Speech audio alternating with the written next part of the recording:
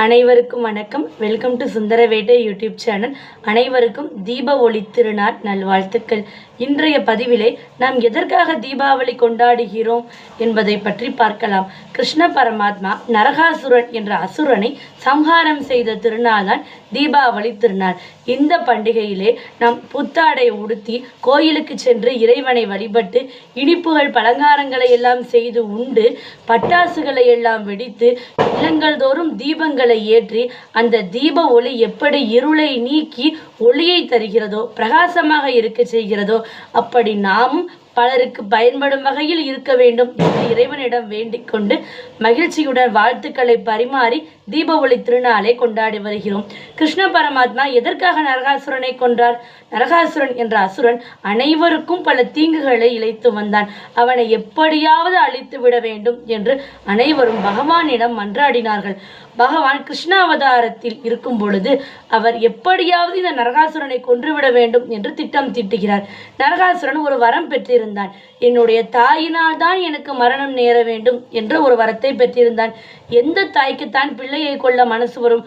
அதனால்தான் யோசித்து இப்படி ஒரு வரத்தை வாங்கி இருக்கிறான். பகவானும் வரத்தினை கொடுத்து விட்டார். இப்பொழுது அந்த வரத்தை வைத்து கொண்டு எல்லோரையும் பாடாய் படுத்துகிறான் அந்த நரகாசுரன். எப்படி இவனை கொள்வது? அவனுடைய தாயால் தான் அவன் சாக வேண்டும் என்று வரம் பெற்றிருக்கிறான். அவனுடைய தாய் எப்படி அவளை கொள்ளுவாள் என்றெல்லாம் யோசித்து பார்க்கிறார் பகவான் கிருஷ்ணர். நரகாசுரனின் தாய் யார் என்று பார்க்கும் பொழுது பெருமான் பூமி தேவியை மீட்பதற்காக வராக அவதாரம் எடுத்த பொழுது பூமியையே அவர் சுமந்து சென்றார். அப்பொழுது பூமாதேவிக்கும் வராகத்திற்கும் பிறந்த அந்த குழந்தை தான் நரகாசுரன். அப்படியானால் பூமாதேவி தான் நரகாசுரனை கொல்ல வேண்டும்.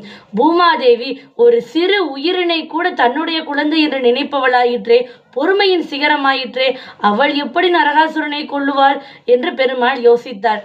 அவள்தான் இந்த கிருஷ்ண அவதாரத்திலே சத்யபாமாவாக அவதாரம் செய்திருக்கிறார். ஆகையினால் கிருஷ்ண பரமாத்மா நரகாசுரன் மீது போர் தொடுக்கிறார்.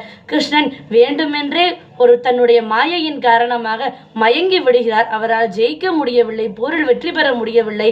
தன்னுடைய கணவரை ஜெயிக்க வைக்க வேண்டும் என்பதற்காக சத்யபாமா நரகாசுரனுடன் போர் செய்கிறார். சத்யபாமாவின் அன்பின் காரணமாக நரகாசுரன் இறந்து விடுகிறார். அவர் இறக்கும் தருவாயில் தான் இவர்தான் நம்முடைய தாய் என்று நரகாசுரனுக்கும் தெரிகிறது. இவன் நம்முடைய குழந்தை என்று பூமாதேவிக்கும் தெரிய வருகிறது. அந்த அளவிற்கு அனைத்தையும் தன்னுடைய மாயினால் வசப்படுத்தி இருந்தார் பகவான் ஸ்ரீ கிருஷ்ணர்.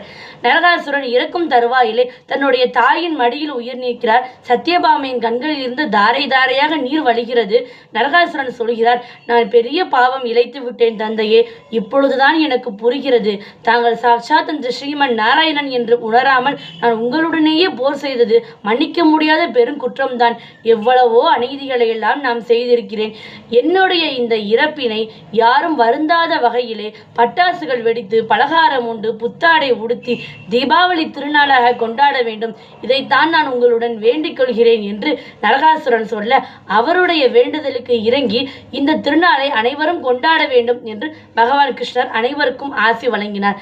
அதனால்தான் நாம் இந்த தீபாவளி திருநாள் அன்று கிருஷ்ண பரமாத்மாவை வழிபட வேண்டும், மகாலட்சுமியை வழிபட வேண்டும், குபேர பூஜை செய்ய வேண்டும் என்றெல்லாம் நம்முடைய முன்னோர்கள் இந்த பூஜைக்கான விதிமுறைகளை எல்லாம் வகுத்து வைத்திருக்கிறார்கள். அப்பேற்பட்ட இந்த நரகாசுரனை கொன்ற இந்த தீபாவளி திருநாளில் நரக சதுர்த்தி திருநாளில் கங்கா ஸ்நானம் செய்து கொண்டு பெரியவர்களிடமெல்லாம் ஆசி பெற்று நம்முடைய வாழ்விலே மிகவும் மகிழ்ச்சியாக இருப்பதற்கான ஒரு விதையாக தீப ஒளி திருநாளை கொண்டாடுவோம். பட்டாசுகள் போல கவலைகள் எல்லாம் வெடித்து சிதறட்டும். மத்தாப்பில் வரும் பிரகாசம் போல நம்முடைய வாழ்வும் ஒளி வீசி வண்ணமயமாக இருக்கட்டும். அனைவருக்கும் தீப ஒளி திருநாள் நல்வாழ்த்துக்களை மீண்டும் ஒரு முறை கூறி விடைபெறுகிறேன். நன்றி.